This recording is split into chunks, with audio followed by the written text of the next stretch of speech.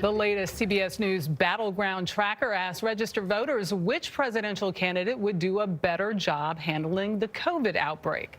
Voters chose Democratic nominee Joe Biden over President Trump 50 to 38%. The poll also shows Biden with a 10-point lead in the race among likely voters. He travels to Harrisburg, Pennsylvania today for a Labor Day event focused on unions and working families. As Ed O'Keefe reports, his running mate is questioning the president's push for a coronavirus vaccine.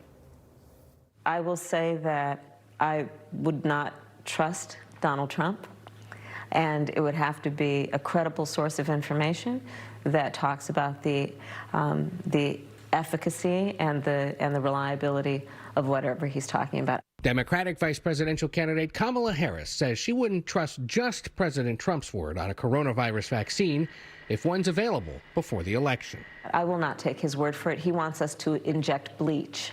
No, I will not take his word. And Harris isn't alone. A new CBS News Battleground Tracker poll finds skepticism about a vaccine is on the rise.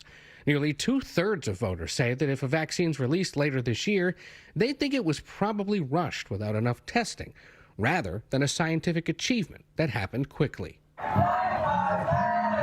And as protests continue across the country, the poll finds more voters see Democratic presidential candidate Joe Biden as trying to calm the situation, while President Trump is perceived to be encouraging fighting.